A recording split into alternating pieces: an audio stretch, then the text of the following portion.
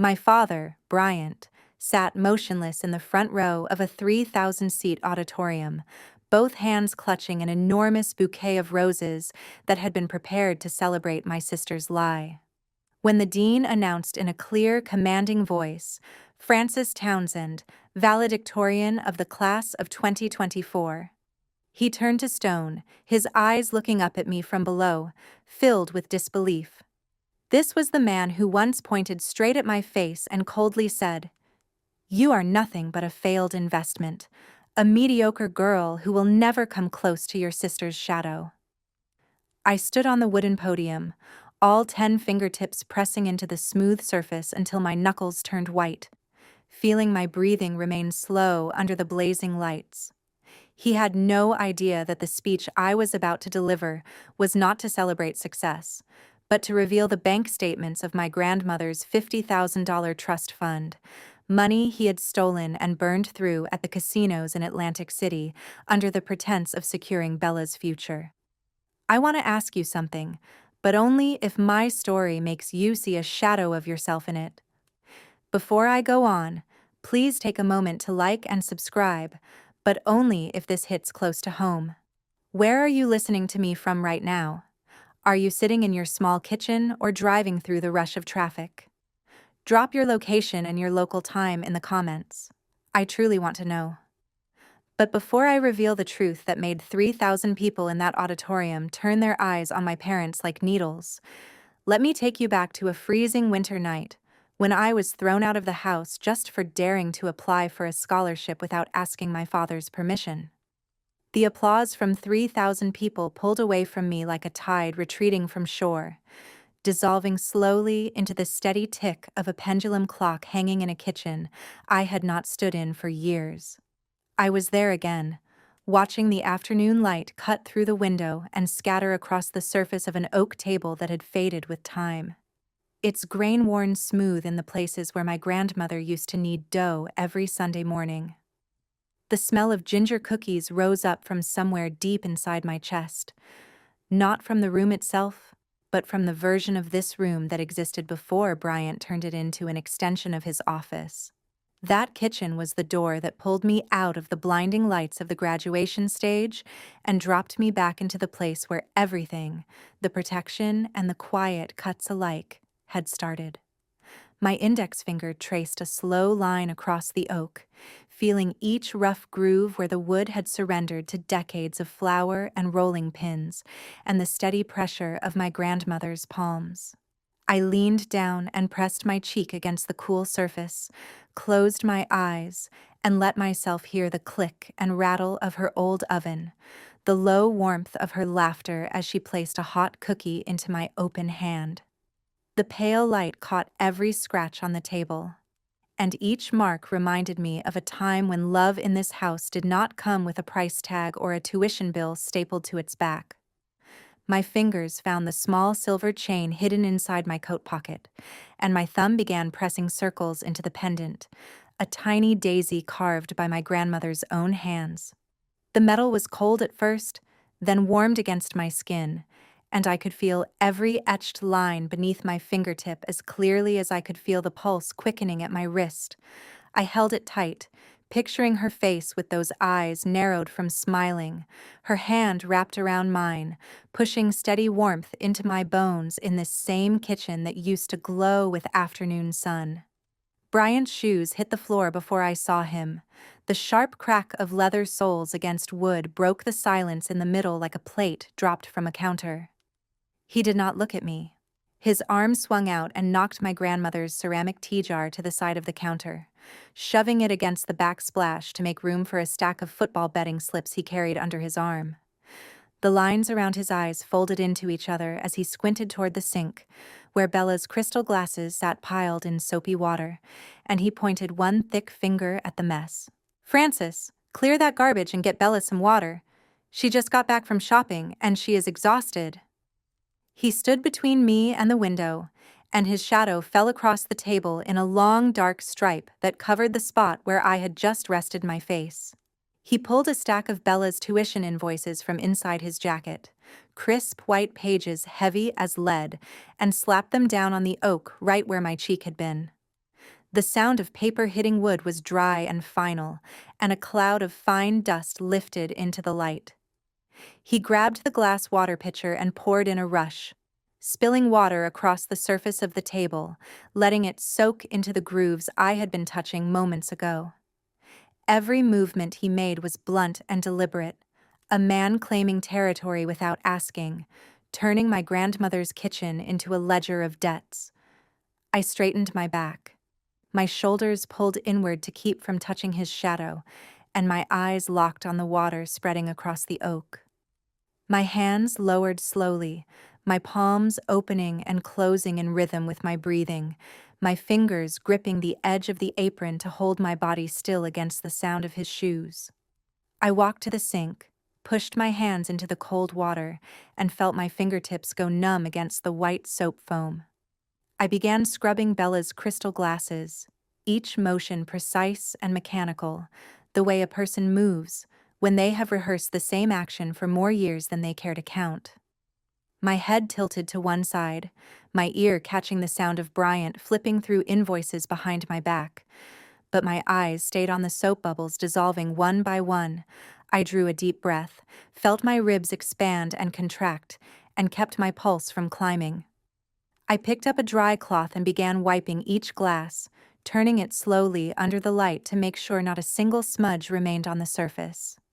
Each of these small physical acts was a wall I built between myself and the words still hanging in the kitchen air. In this kitchen, I was not the top-ranked student with a future in complex analytics or the woman who would one day stand at a podium before 3,000 people. I was a shape that shrank smaller every time Bryant stepped into the room. I understood then that the scratches on this table were not just marks left by time. They were proof that I had spent years learning how to disappear while still standing in plain sight. The cruelty did not arrive through shouting. It arrived through the way my father pushed aside my grandmother's things like clearing trash to make room for Bella's bills. But cleaning up after Bella did not stop at the crystal glasses in the sink, because in Bryant's world, the unfairness was always distributed with a system, and the next round was already being served at the dinner table. Sunday dinners were never about the food. They were shareholder meetings where Bryant sat at the head, and I was the only unpaid employee on the floor. When the smell of roast beef began drifting from the oven, the living room tightened with the presence of Martha and Bella, both of them waiting for the weekly ritual of redistribution. I carried the heavy platter out to the table, my legs stiff from working 3 shifts that day. But in this room, my exhaustion was invisible next to the gleam of the new things Bella had just brought home. I set the roast down at the center of the mahogany table, my thin arms straining to keep the porcelain dish from striking the polished wood too hard. Sweat gathered at my temples, and I wiped it away with the back of my hand before Bryant could look up from the bedding sheets in his grip. I stepped back, stood straight behind his chair, and looked down at the floor where the light bounced off the designer heels Bella was swinging beneath the table. Every muscle in my back pulled tight, bracing for the next command to pour wine or clear empty plates. Bella leaned back in her chair, the newest phone glowing cold blue against her carefully made-up face, her long, pointed nails swiping through pictures of handbags on the screen, letting out small, satisfied laughs every few seconds. Her legs were crossed, one foot propped up on the empty chair beside her, the chair that would have been my seat if I were allowed to sit at the same table. She never looked at me. She only pushed her empty glass toward the edge with one hand, a careless gesture full of quiet authority that told me she considered my service a fact of nature, like gravity or weather. Bryant placed his black credit card on the table and slid it toward Bella with a quick push of 2 fingers. The chandelier light caught the plastic surface and threw a cold sparkle across my sister's bright eyes. He leaned back in his chair, chin lifted, the corner of his mouth pulling up into a half smile as he watched Bella's excitement. He did not glance at the stack of textbook invoices I had placed carefully at the corner of the table. Instead, he picked up a silver fork and tapped the card twice, producing a steady click-click that kept time like a metronome. Bella needs this bag for the party coming up, And Francis, you do not need that scholarship money. State school is cheap enough already. The words came out flat, the way a man reads a bank statement. No heat in them at all. Martha reached for my textbook invoices. She did not read them. She placed them under her wine glass, which was sweating condensation onto the white paper, and the ink of the first page began to bleed. She smiled at Bella, her ring-covered fingers stroking her younger daughter's hair, while her heel tapped a nameless rhythm on the floor. She took the black card from Bryant, handed it to Bella with both hands like she was presenting a crown, and turned her back to me completely. Her eyes never once registered that I was standing there with grease stains still drying on my knuckles. I stepped forward, picked up the crystal decanter, and poured a stream of dark red wine into Bryant's glass without spilling a single drop onto the white tablecloth. I watched the red line rise inside the glass, my palm tightening around the neck of the decanter to keep it from shaking under his voice. I drew a long breath, pressed my diaphragm flat, and kept my face as still as a frozen lake. I set the decanter back on the tray, pulled my hands close to my sides, and walked quietly to the back kitchen to begin washing the pile of pots waiting for me. Under the dim light of the kitchen, I looked at my hands. My fingertips were red from hot water and lined with small scrapes from the morning warehouse shift. I turned my palms over, then back, watching the lines on my skin fading under the rough calluses, and I understood that these hands were funding the luxury happening in the next room. I picked up a soft rag and began wiping the wine stain off the textbook invoice that Martha had used as a coaster, each movement slow and careful, as though I were trying to save the last intact piece of something I could not name. I stood in the dark of the kitchen, listening to the laughter drifting in from the dining table, and I recognized that I had become a backup system for this family, a well they could draw from but always cover with a slab of concrete when they were done. Bryant treated my sacrifice as an obligation. Martha treated my silence as evidence that I was less than Bella. They did not know that while they were busy with the black card and the designer bags, I had already started learning how to assign a precise dollar value to every single act of cruelty, and I was keeping the numbers in a plan of my own. But the textbook invoices and the handbags were only the beginning of what they would take, because Bryant was about to increase the pressure with the most effective instrument he owned, sugar-coated words dressed up as family duty. The pressure from Bryant's gambling debts began leaking out of the bank statements and into every breath the house took. Each evening, the living room shrank a little more as my father used his low, thick voice to count back every year he had spent raising me, turning each one into a line item on an invoice I never agreed to. The escalation did not begin with a slap. It began with interrogations in the kitchen corner, where the yellow overhead light exposed every calculation moving across his face as he prepared a new demand that went beyond anything I could carry. Bryant stood blocking the narrow hallway between the kitchen and his office, his wide shoulders filling the space completely, one hand pressed flat against the wall to cut off any path around him. He leaned in close, his face only a few inches from mine, and the smell of bourbon and cigarette smoke rolled off his breath directly into my face. His other hand turned a silver Zippo lighter over and over, flipping the lid open and snapping it shut, each click landing sharp and metallic in the silence of the hall. His eyes did not move from mine, drilling down through each layer of composure I was trying to hold in place. I stood with my back pressed to the cold wall, shoulders pulled in as tight as they could go to avoid contact with his body, both hands clasped together in front of my stomach. I stared at the loosened knot of his necktie, counting each click of the Zippo, keeping my breathing shallow and even to avoid pulling in too much smoke. My heels pressed hard into the wood floor, registering the slight vibration each time Bryant shifted his weight forward. I did not blink. My eyes fixed on the loose thread of his shirt button, and I turned my body into a slab of stone waiting for the storm of words about to come down. Bryant reached into his jacket and pulled out a folded sheet of paper. He flattened it against the wall beside my head with the heel of his palm, a gesture so blatant it did not bother pretending to be anything other than force. His index finger jabbed at the words, "Loan authorization," his nail tapping the dry paper with a sharp rapping sound. He began listing amounts: diapers from 1998, hospital bills from 2005, monthly groceries, each number spoken slowly and clearly, as if reading terms of a legal contract. His face showed no trace of anger. What it showed was the terrifying calm of a man presenting a bill he believed was entirely legitimate. "You think 28 years of feeding and clothing you is free? It is time for you to sign this loan paper to protect the family's reputation, for Bella's future." I looked at the paper and saw the forged signature he had already filled in on the guarantor line, felt the heat from his body growing sharper by the second.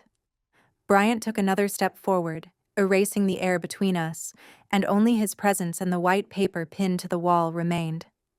He held a ballpoint pen toward me, the tip of it touching my chin lightly, a reminder of the absolute authority he believed a father held inside his own house. He did not blink.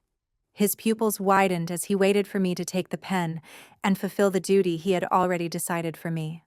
I raised my hand slowly, not to take the pen, but to straighten the collar of my shirt where the wall had pressed it into a crease, my eyes still level on the document. I could feel my heart beating hard behind my ribs, but my hands were completely still, not a single tendon moving beneath the pale skin. I lowered my hand behind my back, hiding both hands from his reach, and shifted my gaze from the paper to his eyes with a steadiness that cut through the smoke between us. I did not open my mouth. My lips pressed together into a straight line, holding every word of resistance compressed inside, converting them into fuel for what came next. Bryant kept the pen extended, his arm beginning to tremble slightly at my refusal, but I remained motionless. I noticed a small scar on the back of his hand and remembered the day he held that same hand around mine at the park, and I measured that memory against the hand now trying to force a pen into my grip, and the distance between the two told me everything that had collapsed. I closed my eyes for 1 second, counted down from 10, felt clarity burning white-hot through my skull as I understood that every word he had spoken was just another link in a chain built to hold me in place. I opened my eyes, drew one long breath, and shook my head slowly, once, with a finality that pushed back against everything pressing in on me. In that moment, I understood that what Bryant called love had never been love at all. It was a high-interest loan he had forced me to sign the day I was born. Every meal, every shirt I wore, every school supply had been recorded in an invisible ledger so he could pull it out now and use it to pay for his own mistakes and for Bella's. The escalation no longer made my stomach tighten. It only reinforced what I already knew. I did not owe this family anything except the truth I was holding, and the truth was getting heavier by the day. But when Bryant read my silence as surrender, something far larger was already building behind the walls of this house, something that would drag me to the lowest point of my life and force me to face the fact that my parents would vanish the moment I needed them most.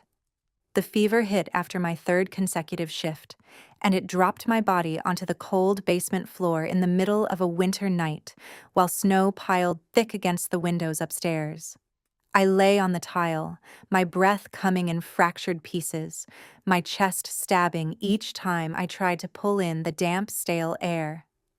The phone in my hand was the last line still connecting me to anyone, and I pressed Bryant's number, hoping for the bare minimum of protection from the man who once called himself my guardian.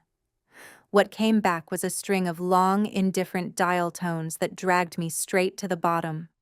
My left hand curled against the freezing tile, my fingertips digging into the grout lines until my nails ached.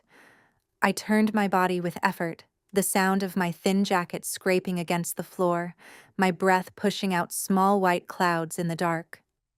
A cold drop of sweat ran from my temple down my neck, pasting loose strands of hair to skin that was burning from fever, while white spots blinked across my vision in rapid flashes. I pulled my knees up and tucked myself into a shape that could hold whatever heat was still left inside my rattling chest. My thumb shook as I pressed the screen one more time, the blue glare lighting up the cracks across the glass and the calluses on my palm. I held the phone against my ear and heard my own pulse hammering louder than the silence of the house above me. When the call cut off for the 5th time, I let the phone fall from my hand. It hit the tile with a dry crack in the darkness, and my arm dropped with it, lying still on the gray floor. My breathing turned short and fast, and every muscle in my shoulders and neck locked solid, refusing to let me move at all. A text message lit up the phone screen on the ground, its glow bouncing off the low ceiling full of cobwebs. I dragged myself forward, used my numb fingertips to touch the glass, and read each word displayed inside the blue chat bubble. Do not bother your father at this hour. Bella needs him to work on her study abroad application. You are old enough to buy your own medicine. Bryant had not asked where I was or why I was calling at 2 in the morning. He had simply placed a clear barrier between me and any claim I might have had on his attention. My lips pressed shut until I tasted iron, the sharp tang of blood spreading through my mouth, while my hand gripped a wooden table leg beside me, leaving nail marks in the chipping paint. I buried my face into my arm, and the sounds that came from my chest broke into short, choking fragments that bounced off the empty walls. My shoulders shook in waves, my hand twisting the fabric of my old shirt until it bunched into a wrinkled knot.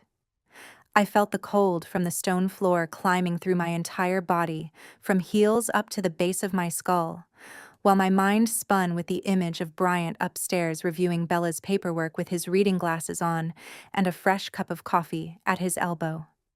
His absence at this moment was not simply a physical fact. It was the sharpest cut yet into the last thread I had been trying to hold together. My eyes opened slowly in the dark. The last tears pooled at the corners, and I wiped them away with the rough back of my hand in one hard, deliberate stroke. I pressed both palms into the floor, pushed down through my elbows, and forced my body upright, every movement slow and calculated even though I was still shaking from the fever. I filled my lungs with the cold air, held it, and straightened my spine instead of curling forward the way I had been minutes ago. My eyes turned toward the phone on the ground. There was no waiting left in them, no pleading. Only a stillness that had formed in the time it took for the screen to go dark after the 5th unanswered call. I reached for the water bottle on the wooden shelf, twisted the cap off in one motion, and drank long swallows, feeling the cold water slide down my throat like a way of washing myself clean from the inside out. I stood, one hand on the stone wall for balance, and walked in heavy but certain steps to the old mirror hanging in the corner. I looked at my own reflection in the dim light, pushed the damp hair off my forehead, and straightened my shirt collar until it sat flat. The shaking in my hands faded, replaced by a quiet that filled the room, and I realized I no longer needed protection from people who would never show up. That was the moment I understood they would never come for me, not even if I collapsed at their feet.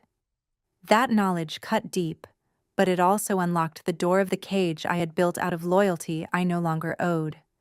I would not be Bryant's failed investment anymore. From this moment forward, I was the one holding the next act of this story. Before I tell you what I did next, if this story has pressed against something personal inside your chest, let me know by tapping that like button. Have you ever stood alone in the cold of a night like this and told yourself you had to keep going? Tell me about it in the comments. Now let me tell you about my first step in the dark. My silence in the days that followed was not acceptance. It was a thick fog hiding the path I had already started walking, a search through bank records and filing cabinets for the real numbers behind my grandmother's scholarship fund, where a secret about Bryant's greed was waiting for me to pull it into the light. I went back upstairs wearing the face of an obedient daughter, moving quietly through dinner service and cleaning Bryant's office like a shadow that never left a mark. Under the surface of submission, my eyes tracked every position of every key, every crease in every folder, and every gap in my parents' routine.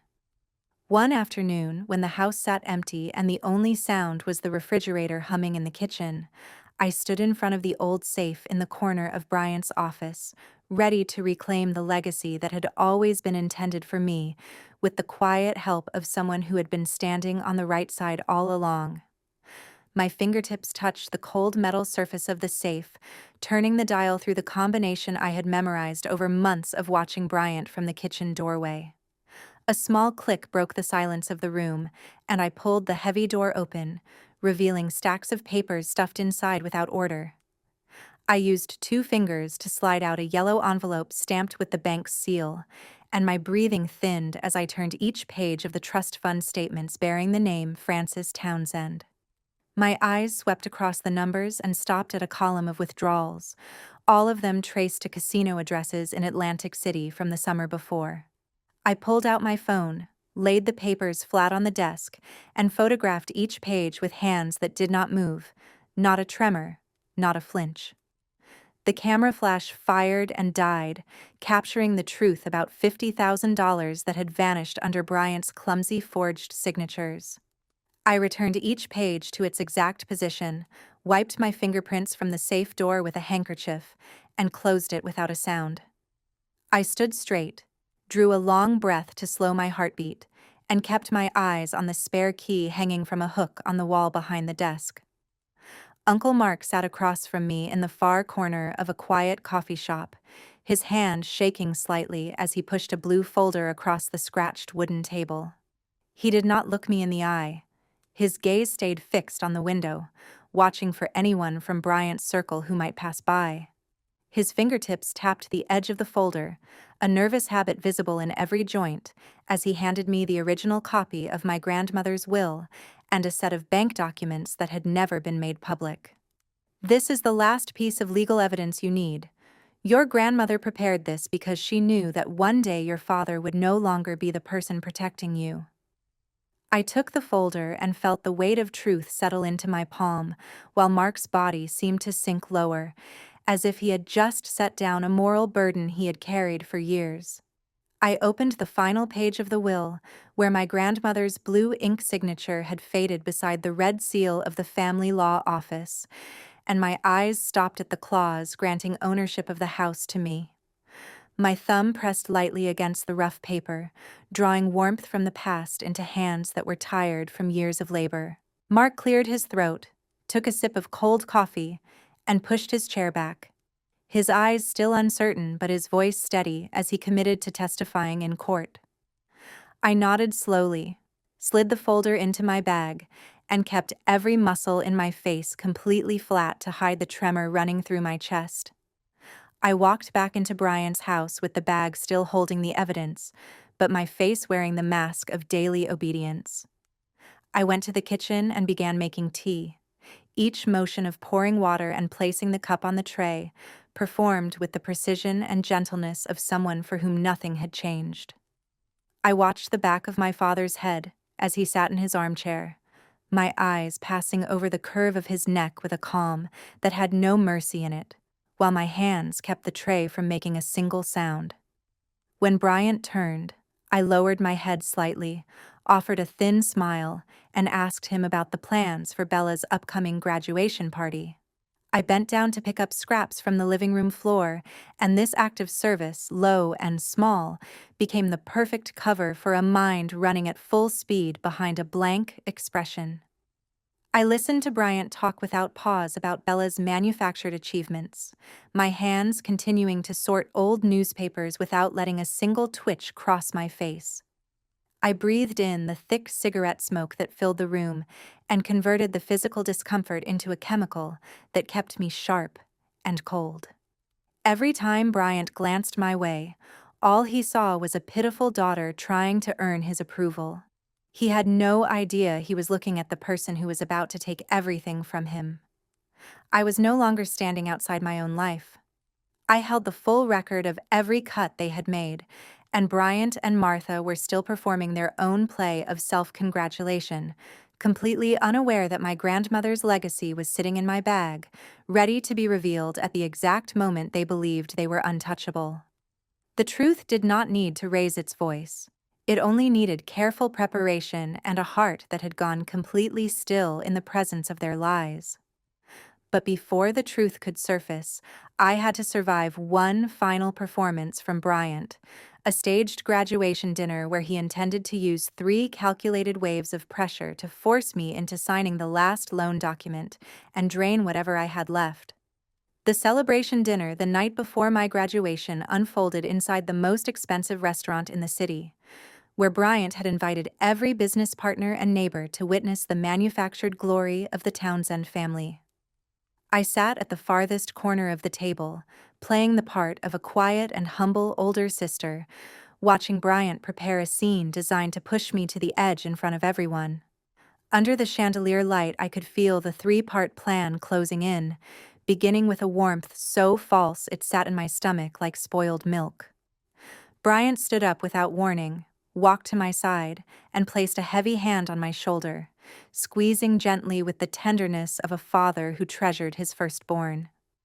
He used a silver fork to lift a piece of roast beef, soft and steaming, and set it on my plate with a gesture so careful it could have been love if I had not known the 28 years that came before it.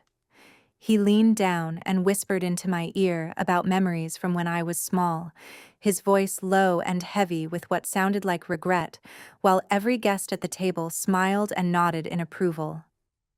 I sat without moving, my shoulders sinking under the weight of his palm, my eyes fixed on the steam rising from the meat on the white porcelain. Martha joined the performance. She took my hand and ran her diamond-ringed fingers across my rough palm, praising my sacrifice for the family in a voice pitched for the neighbors to hear. She tilted her body to show the new handbag she was carrying, but her eyes kept cutting back to Bryant as though waiting for a signal. I felt the thick powder from her breath on my face, and my hand stayed flat on my thigh, fingers pressed together to keep myself from pulling away from the contact. Then Bryant's hand lifted from my shoulder and his face shifted into the flat expression of a man conducting a transaction. He slid a clean white sheet of paper across the tablecloth toward me with 2 fingers and produced an expensive fountain pen from his jacket. The candlelight caught the heading of the loan document and I could read the figure, $260,000, a number large enough to chain me to this family for the rest of my life. This is just a small formality to secure the loan for Bella's study abroad. Sign here and consider it helping your family through a difficult time. Bryant was no longer smiling. His eyes cut into me with a calculation that erased every guest in the room. Bella stopped eating and set her chopsticks down with a sharp click, her eyes bright with expectation as she watched the paper sitting in front of me. Her fingertips drummed the table, each tap pushing another invisible weight onto my chest. Bryant leaned forward, elbows on the table, a posture of open aggression as he waited for me to sign. I looked at each line of the document, carefully drafted to strip me of every legal right I might claim in the future, and felt a thin layer of sweat form on my palms while the rest of my body held absolutely still. When I did not move, Bryant's mask dropped completely. His eyes narrowed to thin lines and the muscles in his jaw clenched until the tendons in his neck stood out like cords. He lowered his voice to a register only I could hear, his hot breath hitting my face as he told me he would throw me out on the street tonight if I dared to embarrass him in front of his guests. His hand under the table clamped down on my wrist, a grip that pressed bone against bone, forcing my fingers toward the pen sitting alone on the white cloth. I felt my pulse beating out of rhythm under the pressure of his thumb, but my face did not show a thing. Martha pulled back, arms crossed, her eyes on me now filled with a contempt so thin and cold it could have come from a stranger looking at something blocking a doorway. Bryant used his free hand to shove the paper hard against my chest, the sound of it cutting through the soft background music, a hidden act of force that made 2 guests at the nearest table turn and look. I raised my hand slowly. My index finger and thumb touched the body of the pen, felt the smooth plastic and the faint chill it carried through the thin skin of my fingertips. Bryant's eyes locked onto the movement of my hand with the intensity of a man who believed he had finally won. In that moment, I understood that Bryant's cruelty had reached a place beyond shame when he turned an entire banquet into a stage to crush his own daughter. They believed I had been cornered, that I would comply to preserve whatever scrap of dignity they had been handing me for 28 years. But Bryant had miscalculated badly. He did not know that when I picked up this pen, I was not preparing to sign my future away. I was preparing to sign the end of his. My hand lowered toward the paper, the black tip of the pen hovering millimeters above the line marked for the borrower's name, and every person at the table held their breath waiting for a signature that would complete the performance, none of them knowing that I was about to set down a truth that would turn this dinner into a funeral for the Townsend name. The black tip of the pen hung motionless just above the surface of the $260,000 loan document Bryant had pushed across the table. The space around me seemed to freeze solid, the background music flattening into a distant hum that no longer carried any meaning. I did not lower the pen to sign. Instead, my hand pulled back slowly, and I felt the cold air from the ceiling vent brush across the dry skin of my knuckles. My eyes left the loan paper and rose, passing through the flickering candle glow until they met Bryant's pupils, which were already wide open and waiting. My left hand released the fountain pen and let it roll gently across the tablecloth in a straight line until it came to rest against the rim of a porcelain plate. My right hand moved into the leather bag beside my chair, fingers sliding past the smooth lining to touch the stiff spine of the bank folder I had been carrying for weeks. I did not lower the pen to sign. Instead, I looked at Bryant, whose grip on my wrist was turning my skin white. I leaned in until my voice was a ghost of a whisper that only he could hear. Not here, Bryant. Not tonight. But tomorrow, 3,000 people are going to hear the truth about Atlantic City. I stood up slowly, the unsigned loan document still sitting on the white cloth like a dead weight. I did not open the folder. I did not show the receipts. I simply picked up my bag and walked out of the restaurant, leaving the silence of the room to swallow him whole. He thought I was running away. He had no idea I was just moving the truth to a stage he couldn't control.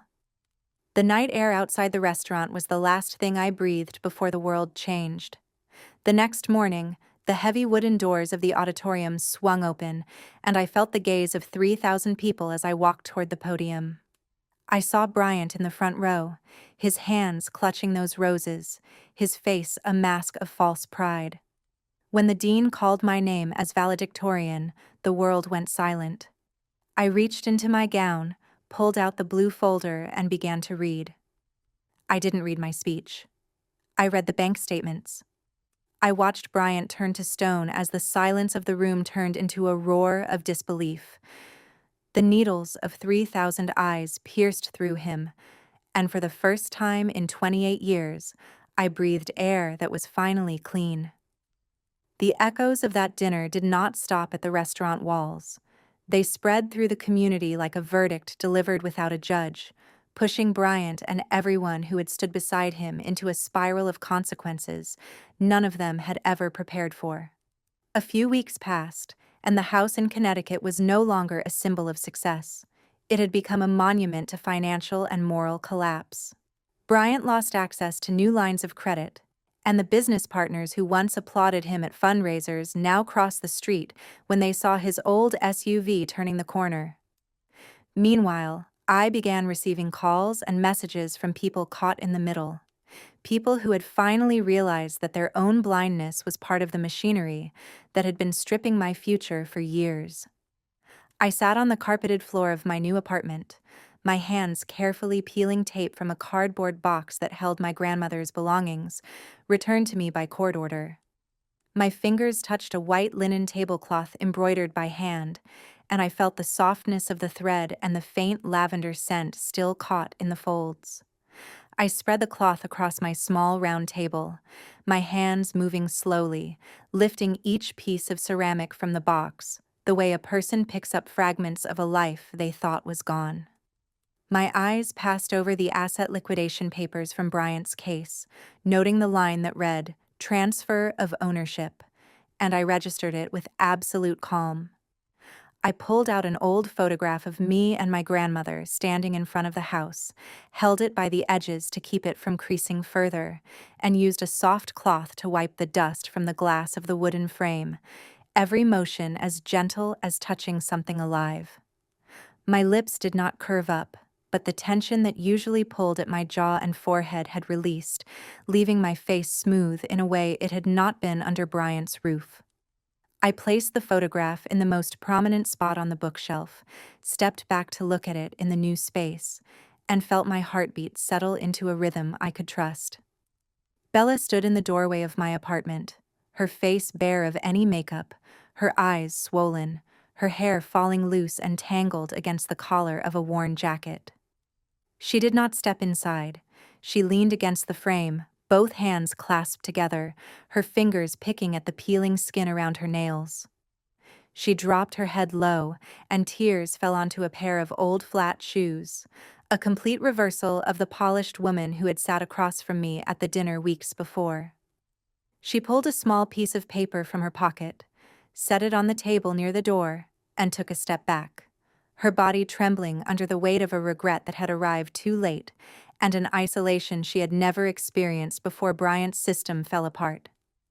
"I did not know they were using your fund to pay for me, Francis. I am truly sorry. I have nothing left now. The school rejected me too." I stood 3 steps away from Bella, arms folded across my chest, not to guard myself but to maintain the distance this moment required. My eyes took in her shaking hands, noted each stuttered sob and the way she avoided looking at me by staring at the scratches on my floor. I did not step forward to hold her. I did not say a word of blame. I stood still and watched the last piece of Bryant's arrangement come apart in the hallway. When Bella turned and walked away, I watched her thin shadow disappear down the corridor, and my hands slowly dropped to my sides, registering the full weight of an ending that had no winner. I walked to the table, picked up the note Bella had left, and unfolded it to find handwritten lines of apology scrawled in uneven letters. I set it down, poured a cup of hot tea, and sat in the armchair, feeling the warmth from the ceramic mug pass through my palms into my body. I breathed in the mild green tea, watched the clouds moving slowly outside the window, and understood that the greatest cost Bryant paid was not the money or the house. It was the collapse of the very people he had spent years shaping into his allies. I took a small notebook, wrote today's date, and marked it as the day I forgave myself for having stayed silent too long. I walked to the small safe in my bedroom, placed the litigation files deep inside, locked it, and turned the dial with a finality that carried no hesitation or guilt. I went to the bathroom, turned on the cold water, and washed my face, feeling the stream carry away the last residue of fatigue. I looked in the mirror at eyes that had become clear and sharp in a way they had never been before, and I noted the cost of the clarity staring back at me. The truth is the most devastating consequence for people who have built their entire lives on deception, because it does not just take their money. It strips away the mask they have been using to look at themselves every morning. Watching Bella fall apart did not fill me with satisfaction. It only showed me that both of us had been released from Bryant's shadow, even though the price was the destruction of a family that had never really existed. The house that now belonged to me was not a trophy. It was a safe place to begin rebuilding on a foundation that could hold the weight of what was real. Time moved forward and smoothed the sharpest edges, clearing the road for a life where I no longer had to hold myself rigid to survive as someone else's investment, and a quiet morning was already waiting for me in my grandmother's garden. A year later, my grandmother's house had come back to life under my hands, and the smell of cigarette smoke and Bryant's calculated breathing no longer lived in the walls. White daisies bloomed in thick clusters along the walkway, catching the bright morning light of a new Connecticut summer. I stood on the porch, holding a hot cup of coffee, feeling the silence of a mind that had finally been allowed to rest, and a life that belonged to no one but me. Everything had settled, leaving a space wide enough to welcome the people who actually deserved to be here. I sat in the old wicker chair, my bare feet touching the porch boards still damp with early dew, feeling the soft grain of the wood beneath my soles. I set my grandmother's blue-patterned porcelain cup on the table and watched the thin ribbon of steam rise and disappear into the clean garden air. My finger traced the rim of the cup, following the carved lines I had known since childhood, my eyes tracking a small bird hopping between branches of the ancient oak in the front yard.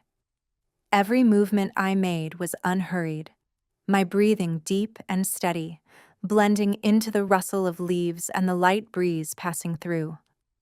I stood and walked to the daisy bed, using a pair of small scissors to trim the dry leaves with care, the way a person tends something they have waited a long time to hold.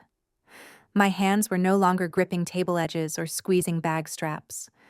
They moved softly between the petals, registering the cool dew still sitting on the yellow centers. I gathered the dead leaves into a wicker basket, my eyes resting on the garden with a quiet satisfaction that came from seeing it healthy and full under my care. I stepped back, filled my lungs with the smell of damp soil and flower, and felt my grandmother present in every breath this house took. The phone on the wooden table buzzed, and the screen lit up with the name Bryant, my father, flashing in the stillness of the morning.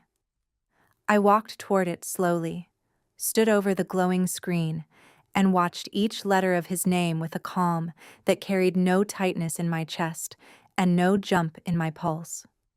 I did not press the green button to answer. I did not press the red button to reject.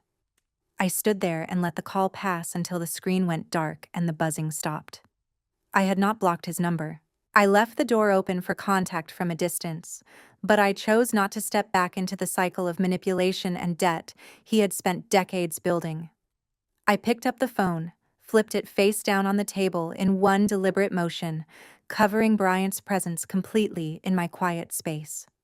My hand rested on the back of the phone for a second, acknowledging the end of one more attempt to reach into my new life, and then I took a calm sip of my last mouthful of coffee. My eyes moved toward the front gate, where a taxi had just pulled up, bringing someone I had invited on my own terms. I walked to the gate and opened it wide, the white wood swinging out to let Bella step through carrying a bunch of wildflowers in her arms. Her fingers brushed mine as I took the flowers, and in that single second a silent confirmation passed between us, an agreement that whatever came next would be built on what was true, instead of what Bryant had constructed. I led her onto the porch, poured her a cup of tea, and placed a ginger cookie beside it, the same kind our grandmother used to bake for us on mornings exactly like this one. We sat across from each other, and neither of us needed to fill the air with words about the past. We watched the garden bloom in the sunlight and let that be enough. I watched Bella eat the cookie, and my hands moved at their own pace, peeling an apple and setting thin slices on her plate. An act of care that came from choice, and not from a command. I saw her smile, and it was not the smile of a woman who had won anything. It was the small, uncertain expression of someone who had learned what real work looked like and was still getting used to the weight of it. I placed the apple plate between us and looked straight into my sister's eyes with a warmth that had not existed between us in years. When we finished, we cleared the tea table together, our hands moving in a rhythm that was easy and unforced, creating something between us that Bryant could never have built with money or control. Family is not the people who share your blood. It is the people who choose to love you and to honor the truth of who you are.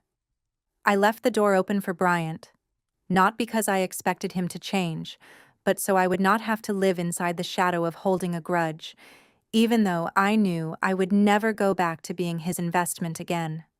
This peace was the real inheritance my grandmother left behind, and I would protect it with every ounce of clarity and freedom I now carried. But before you go, I want to ask you something. If you could go back and say one thing to yourself at the moment you were hurting the most, what would it be? Not to fix anything, just to say your truth out loud. Drop it in the comments. I read every single one, because I know that speaking up in front of the people who loved you and hurt you at the same time takes more courage than most people will ever understand.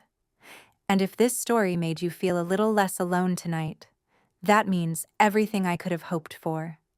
There is another story linked in the description that I think you need to hear. Please subscribe so you do not miss it. Thank you for staying with me all the way to the end. The evening light settled over the daisy garden, closing a chapter full of storms and opening a future where every step I took left its own mark on a road built from truth and a peace I had earned with my whole life.